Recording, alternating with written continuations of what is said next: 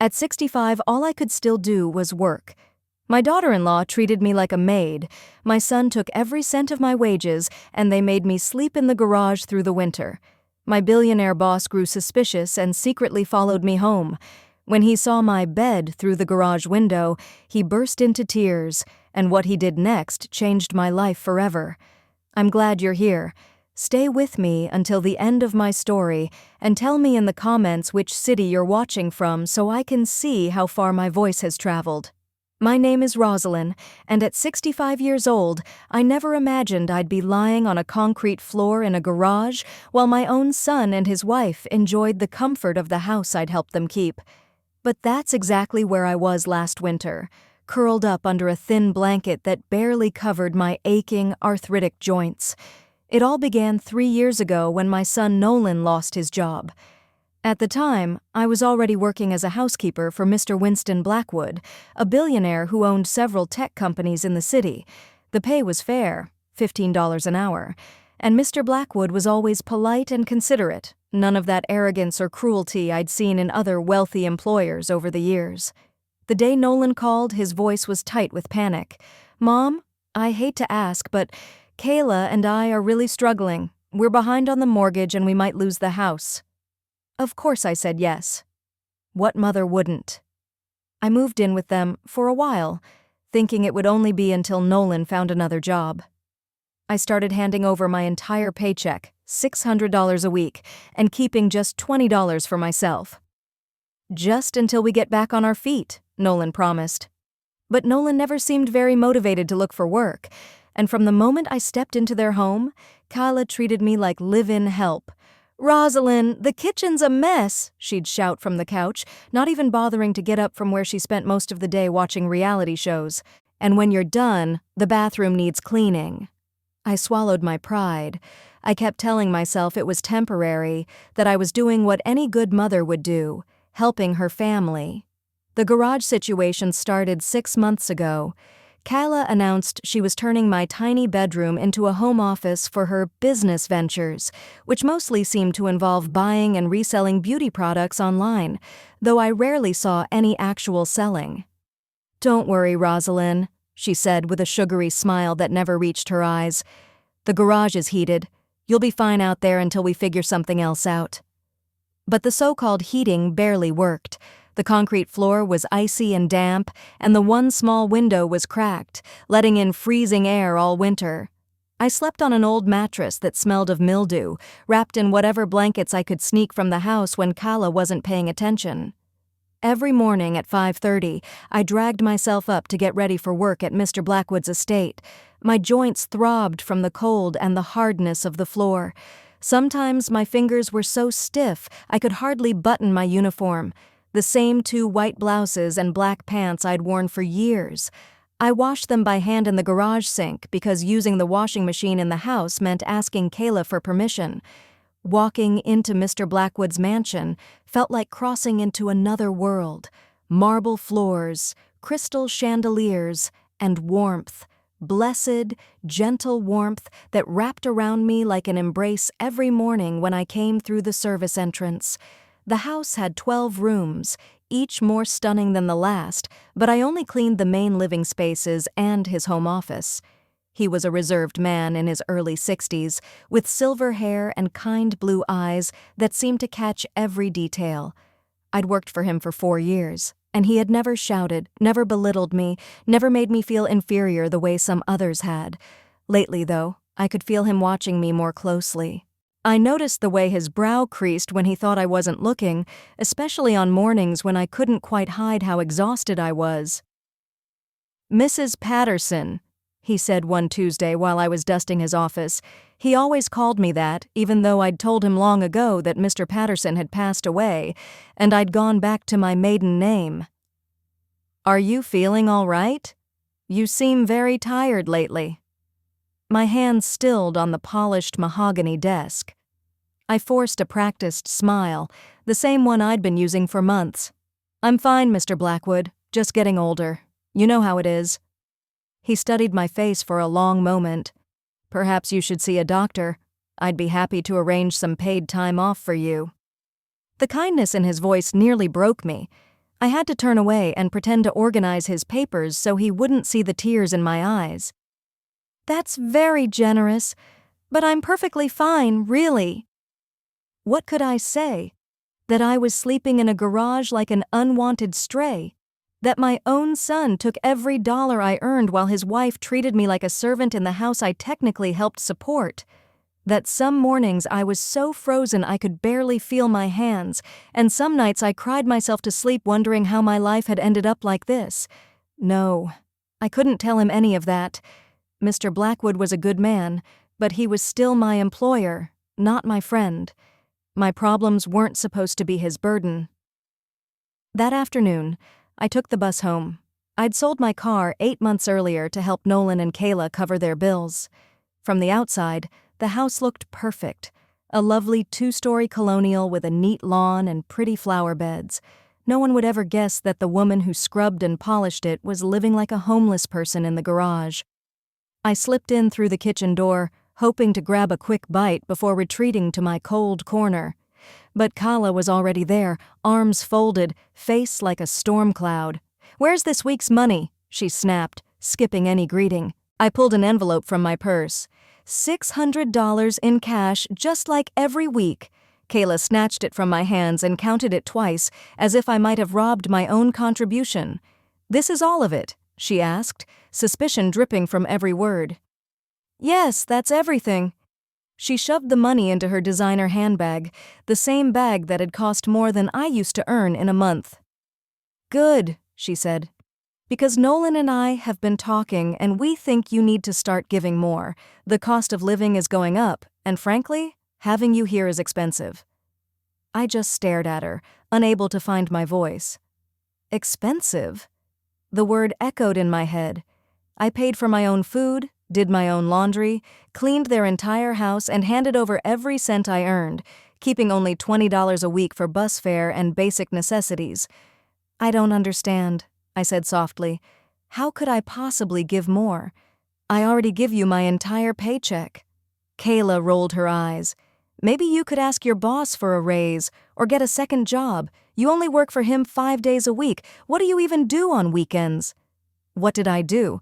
I spent my weekends trying to recover from the week, warming up at the local library because it was heated, scrubbing my clothes by hand, and silently wondering how my life had turned into this nightmare. I'll think about it," I managed. "Good. Oh, and Rosalind." Her voice suddenly turned sugary sweet. "I invited the Hendersons over for dinner tomorrow. Make sure you stay in the garage while they're here. We don't want to have to explain why Nolan's mother is living with us like some charity case." Every word stabbed straight into my chest. I just nodded and went back to the garage where my room was nothing more than a mattress on the floor beside dusty boxes of Christmas decorations and old lawn tools.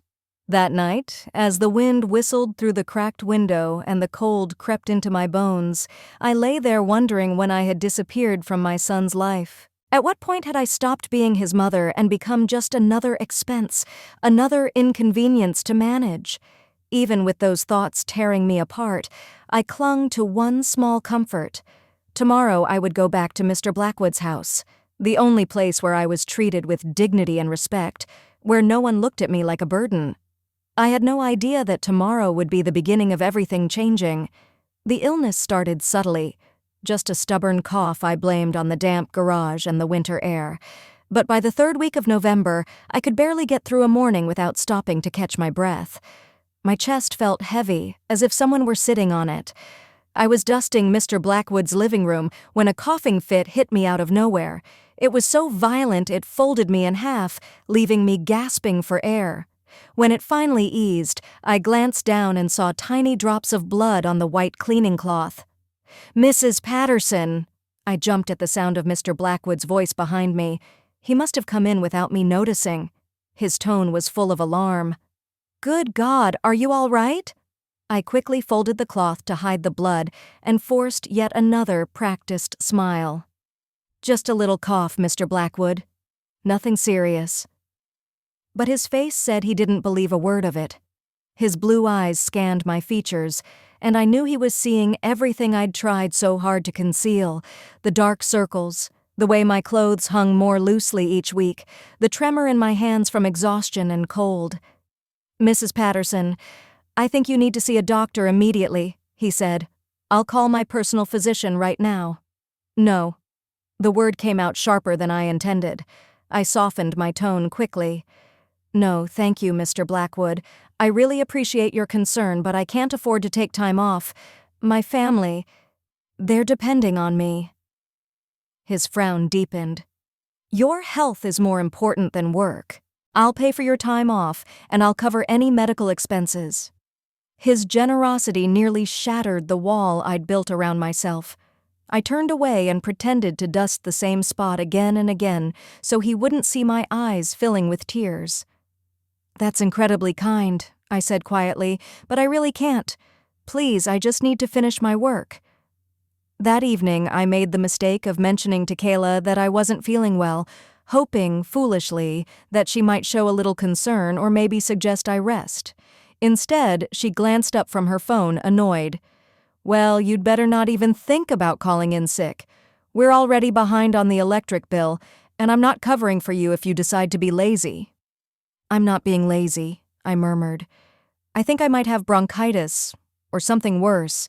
I've been coughing up blood." Kayla's expression didn't change at all. "That's probably just from all the dust in that rich guy's mansion. Take some cough syrup and stop being dramatic." That night in the garage, the coughing got worse. Every fit left me lightheaded and gasping, and the metallic taste in my mouth told me the blood wasn't stopping. But staying home wasn't an option. I literally couldn't afford it. If I didn't bring home that $600 on Friday, Kayla would make my life even more unbearable than it already was. The next morning, I could barely stand. My legs felt like jelly and the room spun when I tried to get dressed. Still, I forced myself to keep going, needing twice as long as usual to button my blouse with shaking fingers. At Mr. Blackwood's house, I tried to move quietly and efficiently, praying he wouldn't notice how often I had to pause just to catch my breath. But halfway through cleaning his office, another brutal coughing spell hit me. Worse than before. This time, there was no hiding the blood. Mr. Blackwood appeared in the doorway just as I was desperately trying to blot the red stains off his expensive carpet. "That's enough," he said firmly. "I'm taking you to the hospital right now." "Mr. Blackwood, please, I can't afford—" "I don't care what you can afford," he interrupted. "You're clearly very ill, and I will not have you collapsing in my home because I was too polite to insist you get help." He was already reaching for his phone, probably to call his driver. Panic surged through me. If I went to the hospital and missed work, Kayla would be furious. She might even kick me out. And then, where would I go? "Please," I whispered, my voice trembling. Something in the way I said it made him pause. "Please don't make me go. I can't. My daughter-in-law will be very angry if I miss work. She's counting on my paycheck." Mr. Blackwood held my gaze for a long moment, and I saw something change in his expression. "Mrs. Patterson," he asked quietly, "how much do you earn working here?" $600 a week, I answered truthfully. "And where does that money go?" I hesitated. I had never discussed my private life with an employer before. But there was something about his gentle voice and the genuine concern in his eyes that loosened my tongue, and the truth began to slip out. "I give it to my son and daughter-in-law," I admitted. "They're struggling financially." "All of it?" I nodded, feeling my face burn with shame. "Mrs. Patterson," he said slowly, "where do you live?" That was the one question I couldn't bring myself to answer. I lowered my gaze to my hands, focusing on a small cut on my knuckle, one I'd gotten from the jagged edge of a cardboard box in the garage. Mr. Blackwood was silent for so long that I finally looked up.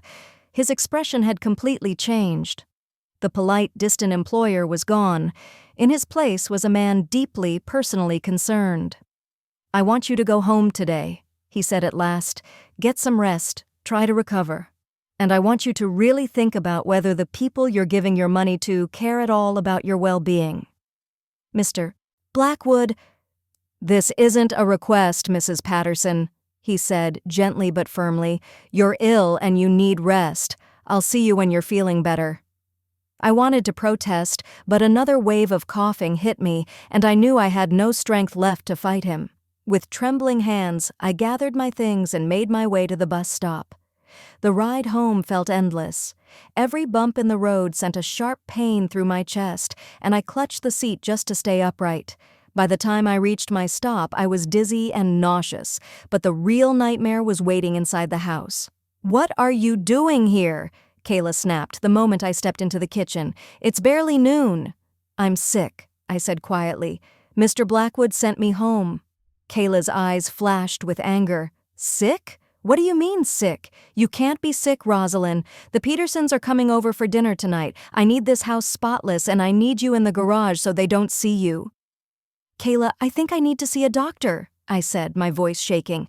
"I've been coughing up blood." "Oh, for God's sake," she scoffed. "You're being completely dramatic. Take some Tylenol and toughen up. Adults don't just call in sick because they have a little cough." Before I could say another word, she grabbed her purse. "I'm going shopping for dinner. Make sure this place is clean when I get back, and try not to look so pathetic when the Petersons arrive." The front door slammed, and I was left alone in the silence. I sank into one of the kitchen chairs, something she usually didn't allow, and buried my face in my hands. How had my life turned into this?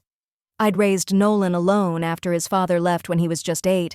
I'd worked 2 jobs to put him through college, pushed aside my own dreams so he could pursue his, and this was my reward, being treated like a burden, an unwelcome intruder, in the home that was supposed to be my family's. That night, as I lay in the garage listening to Kayla laughing with the Petersons through the thin walls, boasting about her successful online business and their wonderful life together, I felt something inside me crack.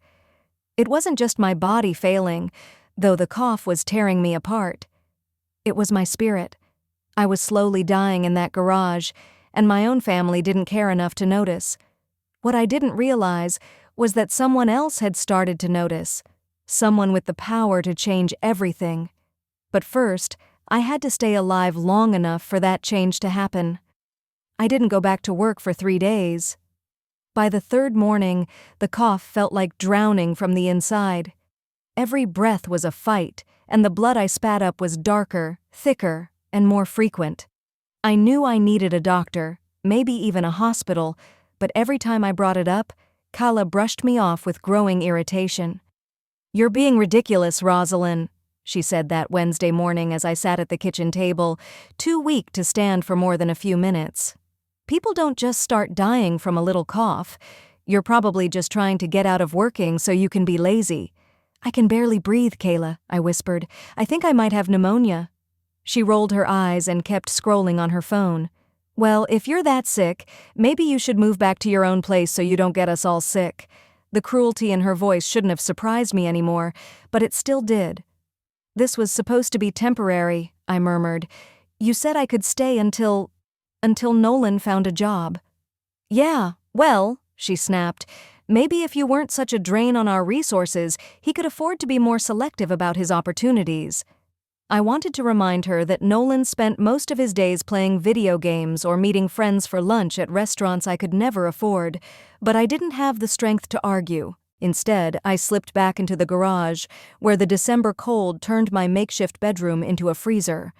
What I didn't know was that Mr. Blackwood had been trying to contact me. He had called the house phone twice, and each time Kayla told him I was out running errands and would return his call. She never passed on the messages. By Thursday evening, something in Mr. Blackwood's attitude shifted. Later, I would learn that he'd grown more and more worried about my absence and had finally decided to take matters into his own hands.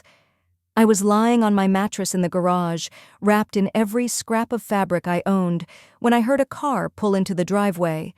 Through the cracked window, I saw headlights sweep across the walls. It wasn't Kayla's bright pink car or Nolan's battered sedan. This was something sleek, expensive. My heart skipped when I recognized the black Mercedes. Mr. Blackwood. Panic surged through me. What was he doing here? Had something happened at the house?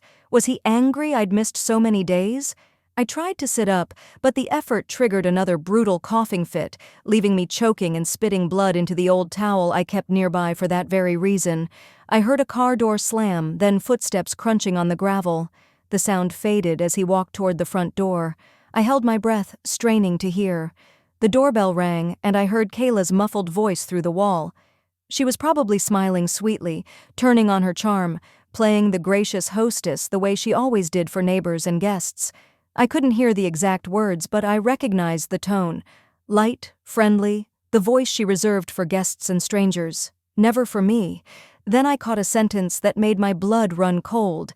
Kayla laughed and said, "Oh, she's not here right now. Family emergency.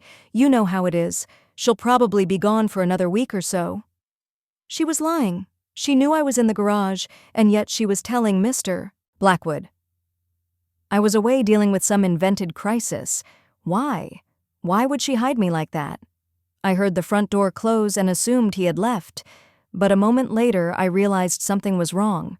The car engine never started. Instead, I heard footsteps again, only this time they weren't heading back to the driveway. They were circling the house. Through the cracked garage window, I saw a figure moving slowly along the side of the house, staying close to the shadows. My heart hammered as the truth hit me. Mr. Blackwood wasn't leaving. He was looking for me. I shrank down on the mattress, yanking the thin blanket over my head as if it could erase me. If he found me like this, what would he think? How could I possibly explain that I was living in a garage while working in his mansion every day, pretending everything was fine? The footsteps stopped right outside the garage. I held my breath. Maybe he'd think it was just storage and walk away. Instead, I heard a sharp, startled breath, almost a gasp.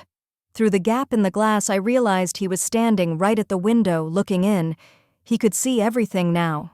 The stained mattress on the concrete floor, the heap of mismatched blankets I used to fight the cold, the cardboard boxes stacked up like makeshift shelves, the bucket in the corner that I used as a toilet when the house was locked at night. For a long, suffocating moment, neither of us moved. I was frozen with shame. He seemed frozen with disbelief. Then I heard it, a sound that shattered me. He was crying. Mr. Blackwood, the powerful man who dominated boardrooms and owned companies worth millions, was standing outside my garage and crying over the way I was living. His hand came up to the glass, pressing against it like he wanted to reach through and pull me out. In the dim light, I could see his face clearly now, eyes shining with tears, mouth moving in silent shock. I could read his lips.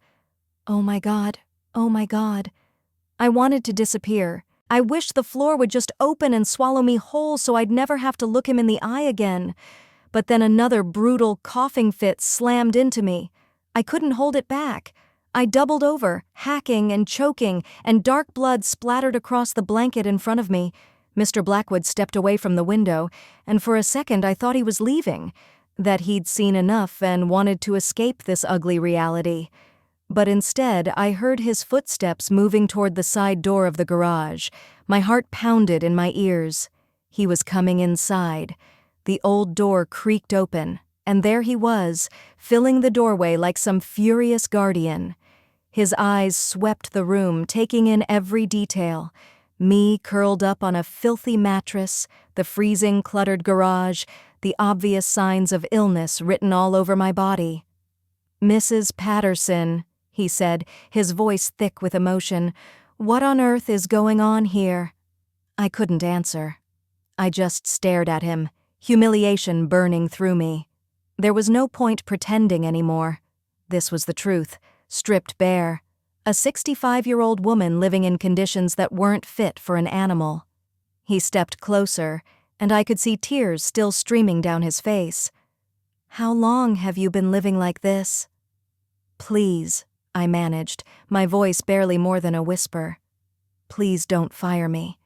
I know this looks terrible, but I can explain." "Fire you?" His voice broke.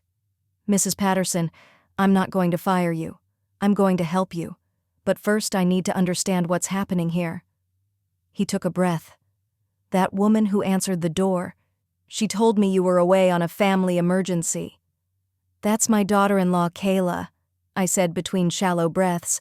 She doesn't like visitors knowing I live here." His expression darkened. "Live here? In the garage?" I nodded, unable to meet his eyes. "And your son?" he asked. "Where is he in all this?" "He's inside," I said quietly. "He lost his job 3 years ago, and they needed help with expenses. I give them my paycheck every week to help out." "All of it?" "All of it," I confirmed. Mr. Blackwood was silent for several long seconds. When he finally spoke, his voice was cold and steady. "Mrs. Patterson, I want you to listen very carefully. What is happening to you here? This is not help. This is abuse." The word hit me like a slap. Abuse. I had never labeled it that way. These were my family, my son. Surely they weren't abusing me. They were just struggling. "It's not that simple," I began weakly. He lifted a hand to stop me. "Mrs. Patterson, I'm 62 years old. I've seen a lot in my life, and I know abuse when I see it. You are being exploited, neglected, and mistreated by the very people who should be protecting you." Another coughing fit racked my body, worse than the last. When it finally passed, I looked up and saw that his face had gone pale at the amount of blood on the towel and blanket. "That's it," he said firmly. "You're coming with me. Right now. We're going to the hospital, and you are not coming back here." "I can't," I protested weakly. "They need my paycheck. If I don't work—" "Mrs. Patterson," he interrupted gently, lowering himself to his knees beside my mattress so we were eye to eye. "When was the last time anyone in that house asked how you were feeling?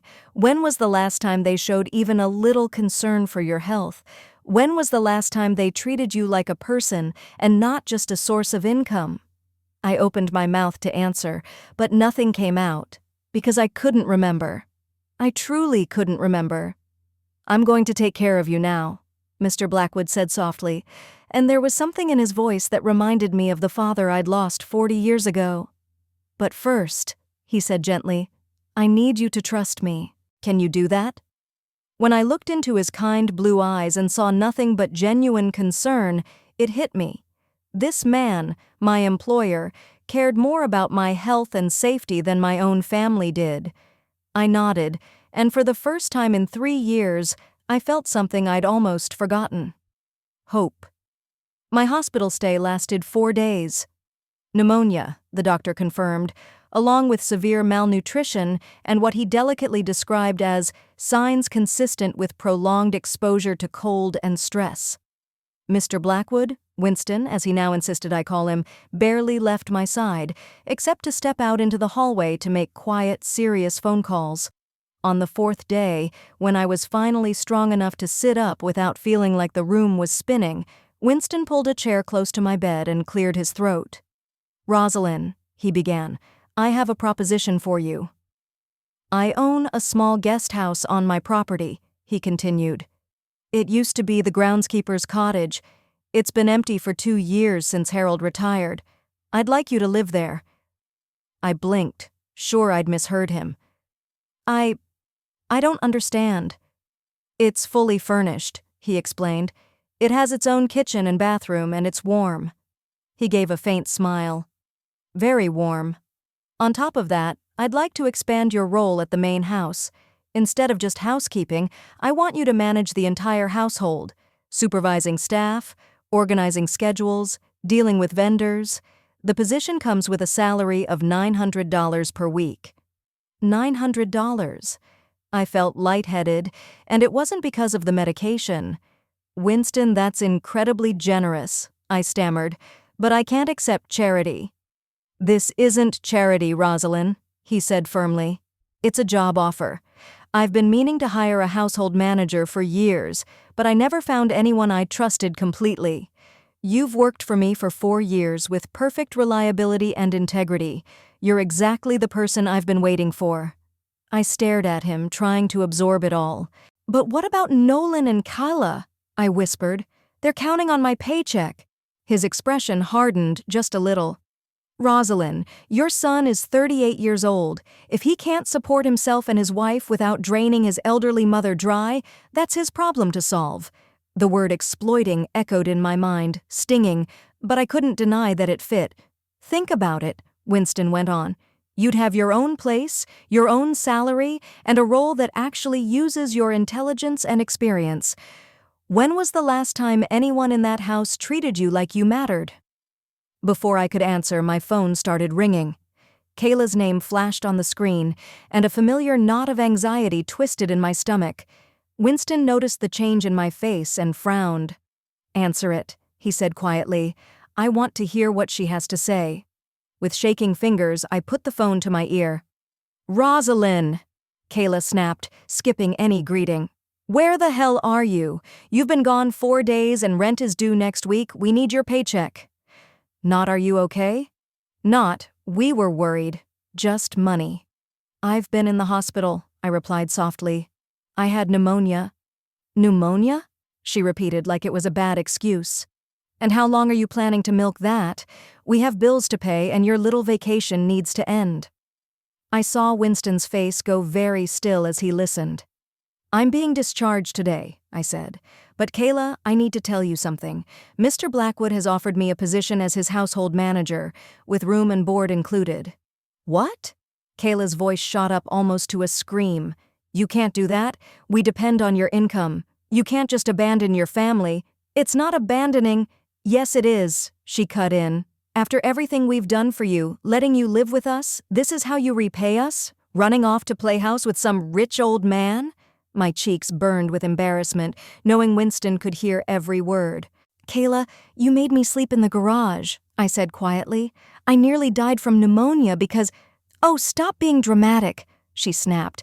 "The garage was temporary and you know it. You're being completely selfish, Rosalind. What am I supposed to tell Nolan? That his mother abandoned us for money?" Winston held out his hand for the phone. There was something in his face that told me not to argue. I passed it to him. "Ms. Kayla," he said, his tone unfailingly polite but edged with steel. "This is Winston Blackwood, Rosalind's employer." I could hear Kayla's voice instantly shift into syrupy sweetness. "Oh, Mr. Blackwood, I'm so sorry. I didn't realize Rosalind was with you. How wonderful that you visited her in the hospital." "Yes," he replied evenly.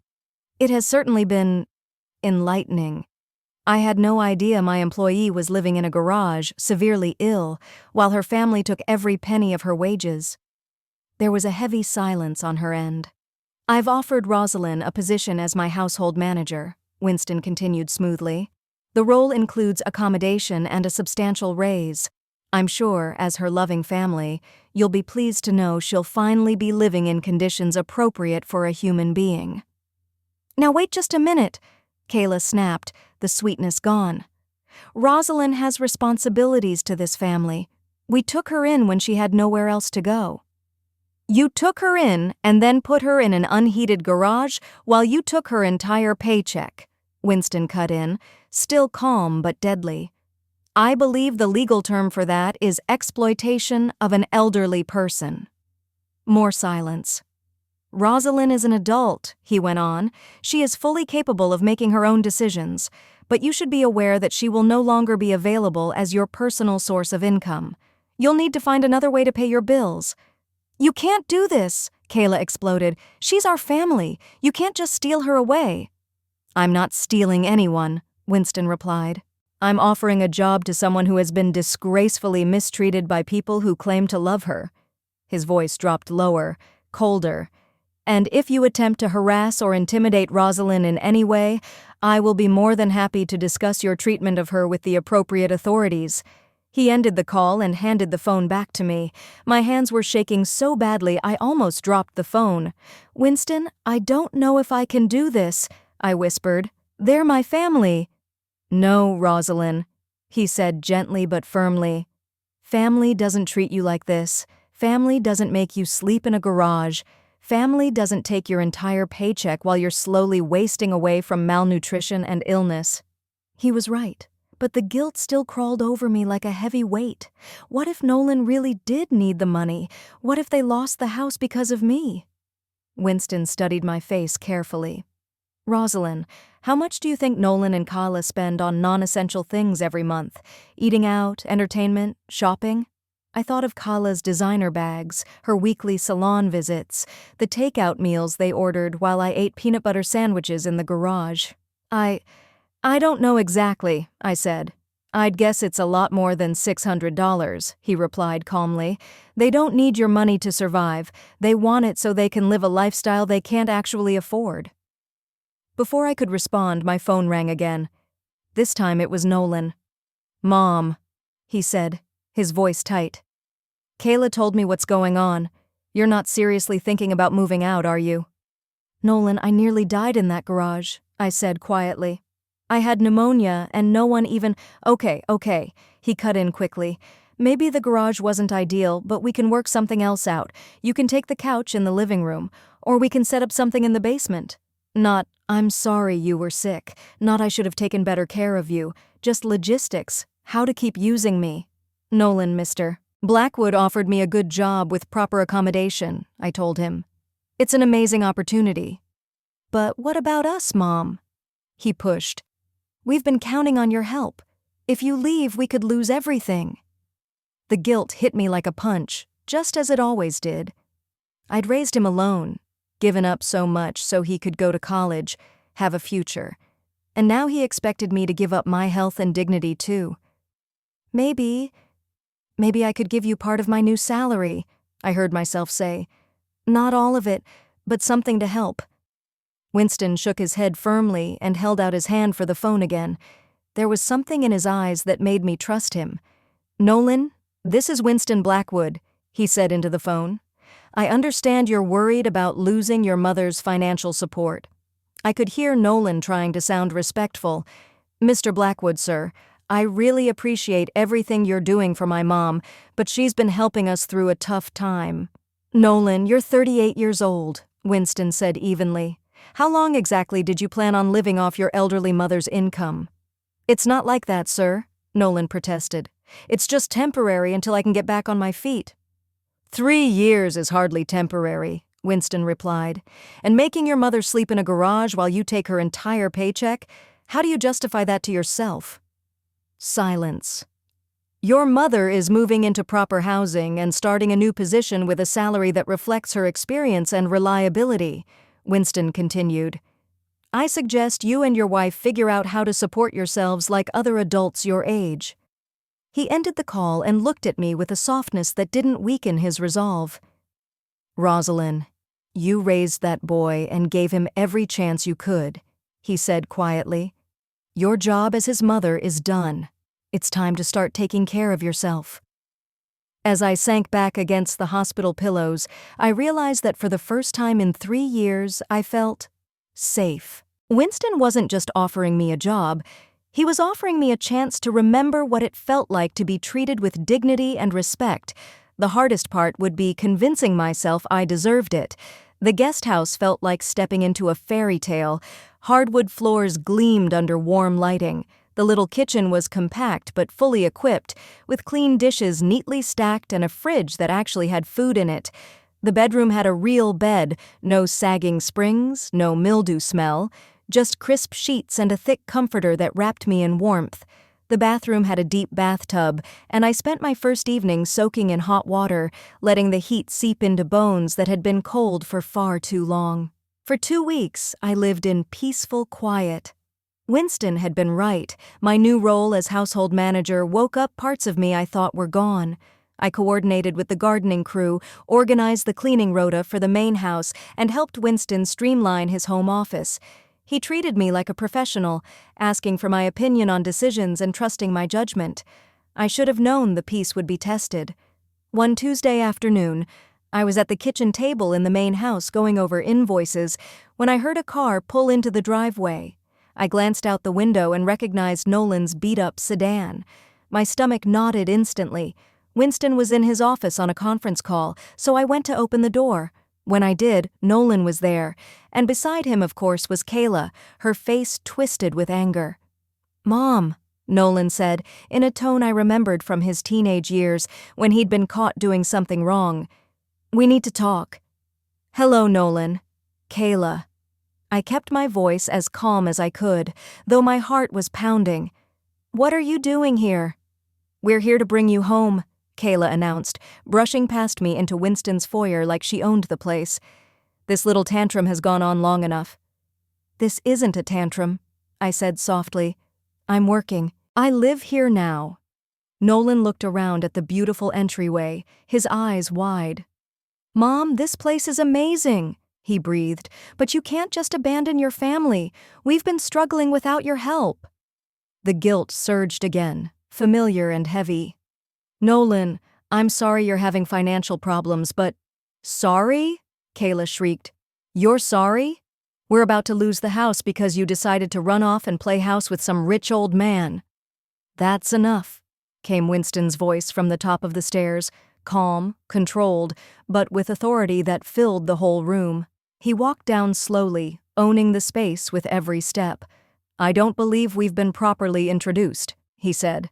"I'm Winston Blackwood, and this is my home." Nolan straightened quickly, trying to look respectful. "Mr. Blackwood, sir, I'm Nolan Patterson, Rosalind's son. I really appreciate what you've done for my mother, but we need her to come home now." "Do you?" Winston asked, his tone polite but icy underneath. "And why is that?" "Because she's family," Kayla cut in, stepping forward with that fake smile she always put on for show. "We've been taking care of her for years, and now she needs to come back and fulfill her responsibilities." I saw Winston's jaw tighten just a fraction. "Taking care of her," he repeated. "Is that what you call making her sleep in an unheated garage while taking her entire paycheck?" Kayla's mask slipped for a split second. "That's not—" "We were going through a rough patch," she said quickly. "The garage was temporary until we could come up with something better."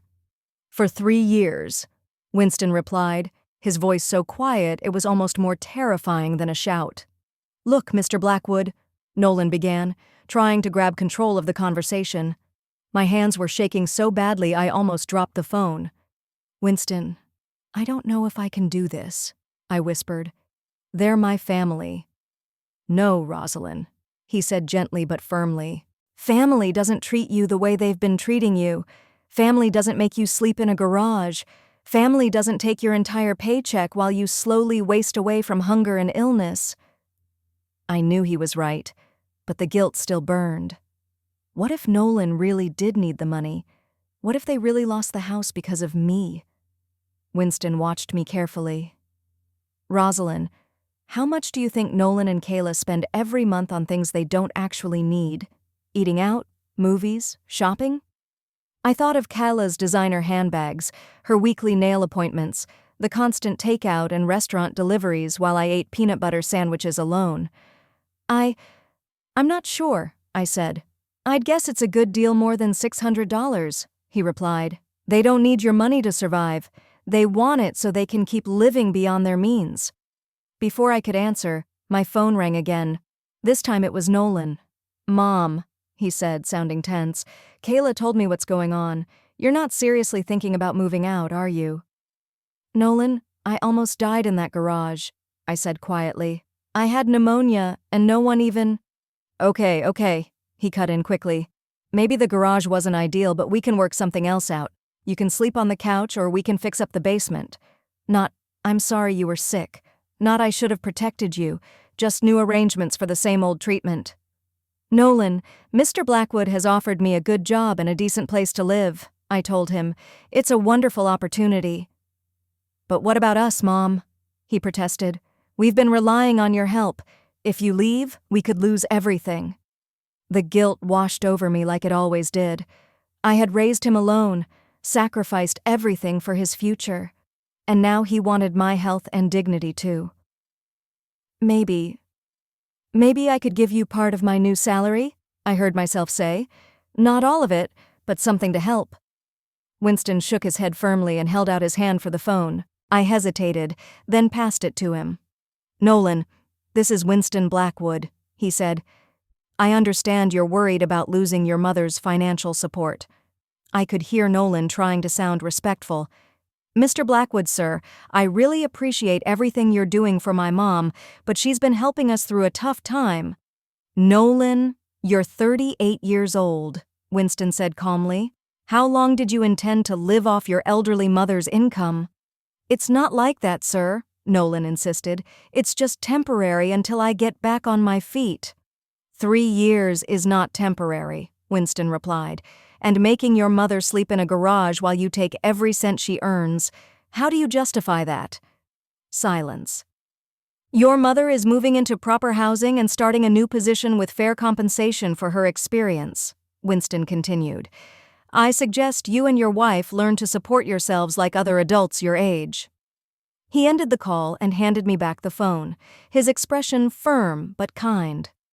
Rosalind, you raised that boy and gave him every opportunity you could, he said. Your job as his mother is done. It's time to take care of you now. As I settled back against the pillows, I realized that for the first time in 3 years, I felt safe. Winston wasn't just giving me employment, he was giving me a chance to remember what it felt like to be treated with dignity. The hardest part would be convincing myself I actually deserved it. The guest house felt like something out of a dream. Polished hardwood floors glowed under warm lights, and the little kitchen was fully stocked with everything I could possibly need. The bedroom had a real bed with fresh sheets and a thick, cozy comforter. And the bathroom, there was a deep tub, and that first night I filled it with hot water and just soaked, letting warmth seep into bones that had been cold for far too long. For 2 weeks, my life was peaceful. Winston had been right. The new job as household manager woke up skills I'd forgotten I had. I coordinated with the gardeners, organized the cleaning schedule, handled deliveries and vendors, and helped Winston bring order to his home office. He treated me like a professional, not a servant, asking for my opinion, listening to my suggestions, and trusting my judgment. I should have known that calm wouldn't last. One Tuesday afternoon, I was at the kitchen table in the main house going through invoices when I heard a car pull into the driveway. I glanced outside and recognized Nolan's old sedan. My stomach tightened on instinct. Winston was in his office on a conference call, so I went to open the door. Nolan stood there, and beside him was Kayla, her expression pure fury. "Mom," Nolan said, in that guilty tone he used when he'd been caught as a teenager. "We need to talk." "Hello, Nolan." "Hello, Kayla," I said, keeping my voice steady even though my heart was racing. "What are you doing here?" "We're here to bring you home," Kayla announced, brushing past me into Winston's foyer as if she owned the place. "This little tantrum has gone on long enough." "This isn't a tantrum," I replied quietly. "I'm working. I live here now." Nolan's eyes swept across the elegant entryway. "Mom, this place is incredible," he said, "but you can't just abandon your family. We've been struggling without your help." The old guilt rose up again, familiar and heavy. "Nolan, I'm sorry you're having financial problems, but—" "Sorry?" Kayla practically screamed. "You're sorry? We're about to lose the house because you decided to run off and play house with some rich old man." "That's enough." Winston's voice drifted down from the top of the stairs, calm, controlled, but carrying an authority that filled the room. He descended slowly. "I don't believe we've been properly introduced," he said. "I'm Winston Blackwood, and this is my home." Nolan straightened, trying to look respectful. "Mr. Blackwood, sir. I'm Nolan Patterson, Rosalind's son. I really appreciate everything you've done for my mother, but we need her to come home now." "Do you?" Winston asked, polite but icy. "And why is that?" "Because she's family," Kayla cut in, flashing her fake smile. "We've been taking care of her for years, and she needs to come back and fulfill her responsibilities." Winston's jaw tightened just a little. "Taking care of her," he repeated. "Is that what you call making her sleep in an unheated garage while taking her entire paycheck?" Kayla's mask slipped. "That's not fair," she snapped. "We were going through a rough patch. The garage was just temporary." "For 3 years," Winston said softly, and the quiet in his voice was scarier than a shout. "Look, Mr. Blackwood," Nolan tried again. "I know the situation wasn't perfect, but Mom understands that family has to stick together. She's always been willing to help when we needed it." "Help?" Winston echoed. "Your mother was giving you $600 a week. her entire salary, while living in conditions that wouldn't be acceptable for an animal. That isn't help, that's exploitation. I watched Kayla grow more agitated, her face flushing red. "You don't understand our family dynamic," she snapped. "Rosalind has always been dramatic. The garage wasn't that bad, and she knew it was temporary." "I see," Winston replied evenly. "And what about her pneumonia? Was that dramatic too?" "She's always been prone to getting sick," Kayla said dismissively. "She's just not very strong." Something in Winston's expression hardened. "Mrs. Patterson," he said, turning to me, "would you mind if I shared a few things with your son and daughter-in-law?" I looked at him uncertainly, not sure what he meant, but nodding anyway. "When I took Rosalind to the hospital," he told Nolan, "the doctor said her condition was consistent with prolonged malnutrition and exposure to cold. She was severely underweight, anemic, and showing early signs of hypothermia. He asked me if she was homeless." I saw Nolan flinch. "The doctor was stunned when I told him she was living with family," Winston continued. "He said he'd rarely seen elder abuse that severe outside of cases involving addiction or serious mental illness." "Elder abuse?" Nolan's voice cracked. We just needed help." "You needed help so badly," Winston said quietly, "that you couldn't afford to heat the space where your mother slept, you couldn't afford to feed her properly, but you could afford to take every dollar she earned." Kayla stepped forward, furious. "Now you listen to me, Mr. High and Mighty," she snapped. "You don't know anything about us. Rosalind chose to help. No one forced her." "No one forced her," Winston repeated, his voice dangerously soft. "Mrs. Patterson, did you choose to sleep in the garage, or were you told that's where you had to stay?" I felt their eyes on me. For a moment, I was that frightened woman again, desperate to keep the peace. But then I remembered the warm bed in the guest house, the respect Winston showed me, the way I'd held my head higher these last 2 weeks than I had in years. "I was told that's where I had to sleep," I said quietly. "Kayla said she needed my room for her office." "And did you choose to give them your entire paycheck?" Winston asked. "Or were you told that's what good family does?" "I was told it was my responsibility," I admitted. Kayla's face flushed even deeper. "Rosalind, how can you say that?" she snapped. "We never forced you. You offered to help." "I offered to help temporarily," I said, feeling my voice grow steadier. "You told me it would be just until Nolan found another job. That was 3 years ago." "Jobs are hard to find," Nolan protested. "The economy is tough." "The economy is tough for everyone," Winston cut in. "Most people don't solve it by bleeding their elderly parents dry." "We weren't exploiting her," Kayla shouted. "We gave her a place to live." "A garage," Winston replied flatly. "You gave her a garage, while you lived comfortably in the house she was helping to pay for." The room went quiet, except for Kayla's angry breathing. I could see her scrambling to find a new angle. "Fine," she said finally, her voice going cold. "If that's how Rosalind wants it, then fine. But don't come crying to us when your rich boyfriend gets bored and kicks you out. Don't expect us to take you back." The words were meant to scare me, and a month ago, they would have. But now, looking at her, I understood something clearly. I wasn't losing a loving family by standing up for myself. I was freeing myself from people who saw me only as a bank account. "I won't come back," I said softly, but firmly, "because this isn't about Mr. Blackwood. This is about me finally realizing I deserve better than sleeping in a garage while people who claim to love me take everything I have." Nolan's face crumpled. "Mom, you don't mean that. We're your family." "Family doesn't treat each other like this, Nolan," I replied. "Family doesn't take advantage. Family doesn't ignore when someone is sick and alone and desperate." "But what about us?" he begged. "What are we supposed to do?" The same question that had trapped me for 3 years suddenly sounded different. What were they supposed to do? They were supposed to do what every other adult couple does: take care of themselves. "You're supposed to figure it out," I said. The way I figured it out when your father left and you were 8 years old. The way I took care of both of us for 30 years without asking anyone else to give up their dignity or their health. Winston stepped closer. A quiet show of support I could feel like a shield at my back. "I think it's time for you to go," he said calmly to Nolan and Kayla. "Mrs. Patterson has been very clear. You're no longer welcome on my property." Kayla's mask finally dropped completely. "You're going to regret this, Rosalind. Both of you," she hissed.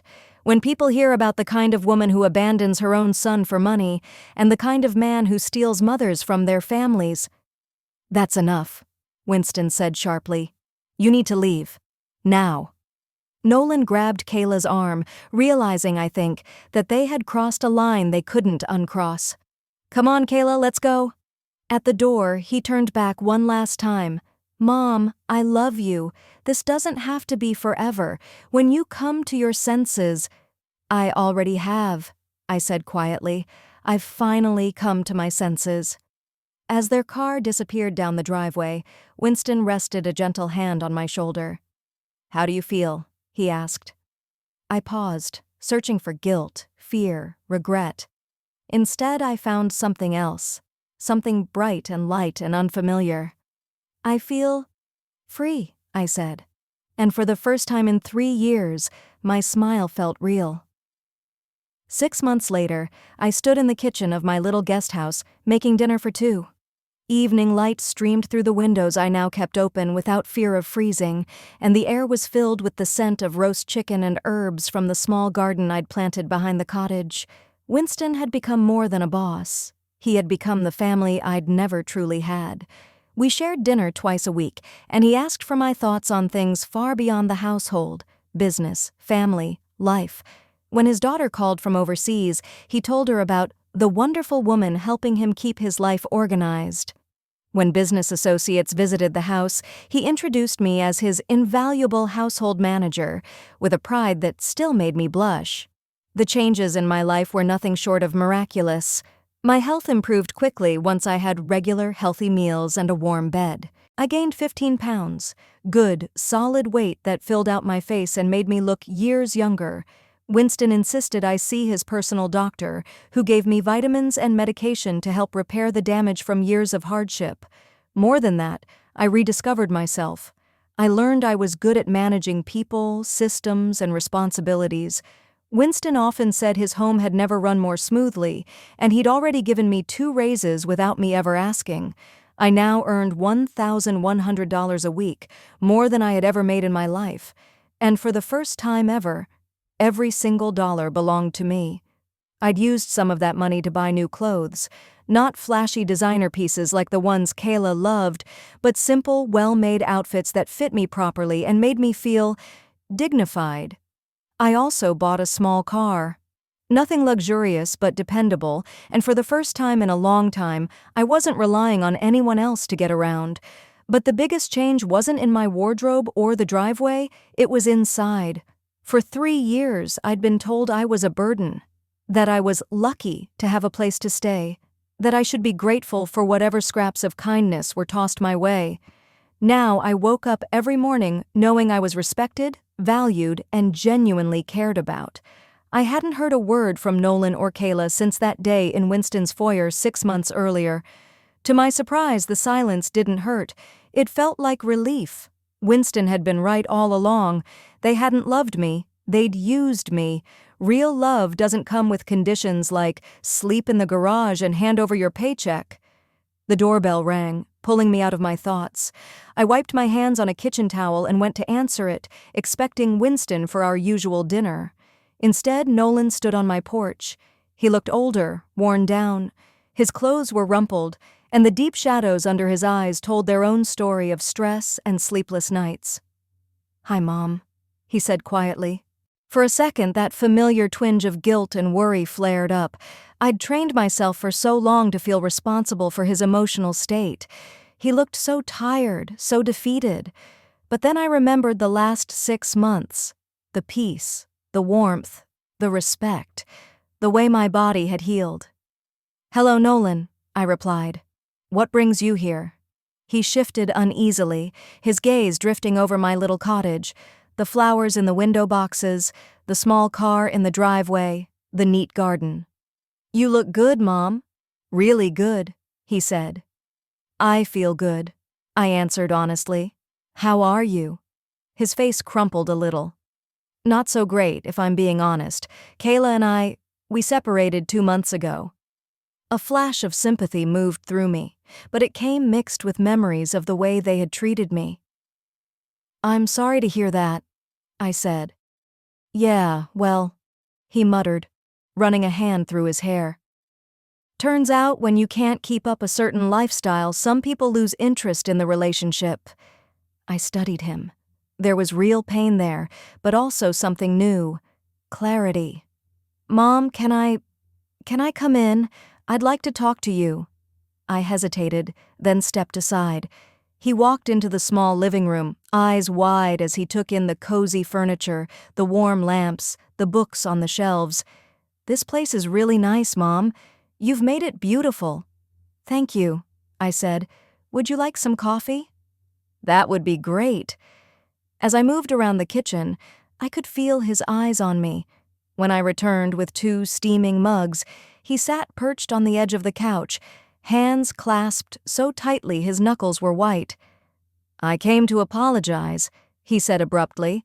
"And before you say anything, I know an apology doesn't fix everything. I know it's probably way too late, but I needed you to know that I get it now. I know how badly I messed up." I took a sip of coffee and waited. "After you left," he continued, "things fell apart pretty fast. Without your money, we couldn't afford the life Kala was used to.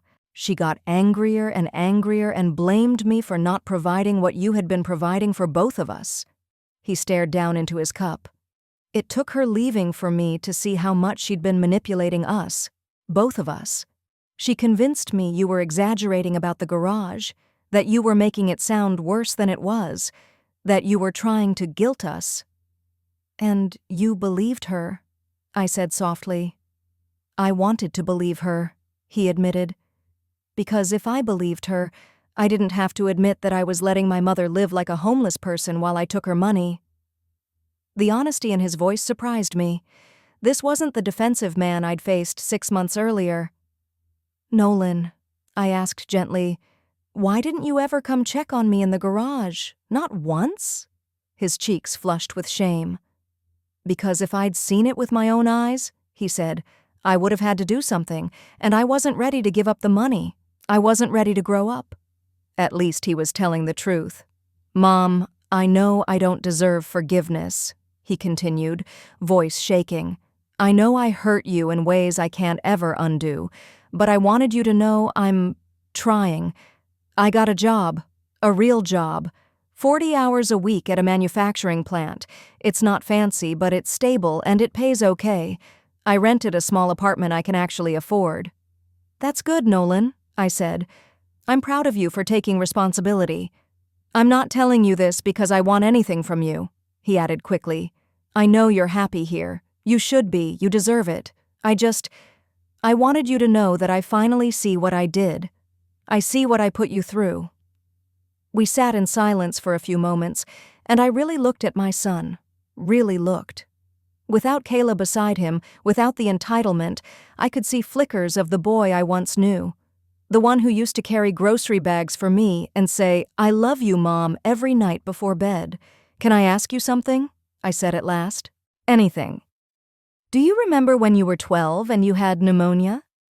His eyes filled with tears almost immediately. "I stayed up with you for 3 nights straight," I reminded him softly. "I took your temperature every hour, sat beside your bed and barely slept because I was so worried about you." He nodded, tears starting to spill over. "I remember." "When I had pneumonia in that garage," I asked quietly, "did you even know I was sick?" He closed his eyes, and when he opened them again, tears were running down his face. "No," he whispered. "I didn't know. I didn't pay attention. I was so focused on my own problems that I didn't notice my own mother was dying in front of me." His admission hung in the air between us, heavy, painful, but honest. I can't go back and change it, he said, his voice breaking. I can't give you back those 3 years. I can't undo the damage. But I wanted you to know that I see it now, and I'm horrified by the person I was. I felt tears sting my own eyes, not from grief this time, but from something like release. This was what I'd needed. Not excuses, not promises, just the truth. I forgive you, Nolan, I said quietly, but I won't forget. And I won't let it happen again. He nodded, wiping at his cheeks. I wouldn't expect you to, he said. I wouldn't want you to. We talked for another hour, the most honest conversation we'd had in years. He told me about his job, his modest apartment, and the therapy he'd started to understand how he became someone who could exploit his own mother. I told him about my work with Winston, how fulfilling it was to be trusted and respected. When he finally stood to leave, he paused at the door. Mom, do you think maybe sometime we could have dinner together? He asked. Not here. I know this is your safe place. Maybe at a restaurant, somewhere neutral. I'd like to try to rebuild something with you. A real relationship this time, one based on mutual respect. I considered it carefully. The old version of me would have said yes instantly, clinging to any chance to keep my son close. But the woman I had become, the woman who knew her own worth, needed to choose what was right for her. I'd like that, I said at last, but we take it slow, and if you ever try to manipulate me or take advantage of me again, I will cut you out of my life for good. There won't be another chance after this one. He nodded immediately. I understand. And thank you for giving me even this much. I know I don't deserve it. As I watched him drive away, I felt something I never expected to feel again. Hope. Not hope that he would go back to being dependent on me. Hope that he would keep growing into the responsible adult he should have been all along. 20 minutes later, Winston knocked on my door, holding a bottle of wine and wearing his usual gentle smile. I saw a car in your driveway, he said as I let him in. Everything all right? My son came to see me, I told him. He came to apologize. Winston raised his eyebrows. And how do you feel about that? I thought about it as I served dinner, really weighing the answer. Cautiously optimistic, I said finally. He seems to understand what he did, but it'll take time before I trust him. That's very wise, Winston said. You've gotten quite good at protecting yourself. As we ate and talked about our days, I felt a wave of gratitude wash over me for this second life I'd been given. A year earlier, I'd been freezing in a garage, slowly dying from neglect and exploitation. Now I had a warm home, meaningful work, and people who genuinely cared about me. I thought about the woman I used to be, the one who always sacrificed, always gave, always put herself last. She was kind, yes. But she was also someone who allowed herself to be hurt. The woman I was now was still kind, but she was also strong. She knew her value. She refused to accept less than respect. After Winston left that night, I sat on my small porch, looking out over the garden he'd encouraged me to plant. The air was warm and calm, filled with the sound of crickets and the soft murmur of the distant city. I thought about Nolan's visit, about his remorse, his work, his efforts to change. I hoped he would stay on that path, but I also knew his choices were his, not mine. I had already done my part raising him. Now my job was to take care of myself. For the first time in my life, I was truly free. Free from the expectation that I had to destroy myself for others. Free from the fear of being alone. Free from the lie that my only value came from how much I could give away. I was 66 years old, and I was finally learning how to live. Now I'm curious about you, the one listening to my story. What would you have done in my place? Have you ever gone through something similar? Tell me in the comments. I'd love to read your experiences. And before you go, I'm leaving 2 more of this channel's favorite stories on the final screen. Click on them. They'll definitely surprise you. Thank you for staying with me until the end.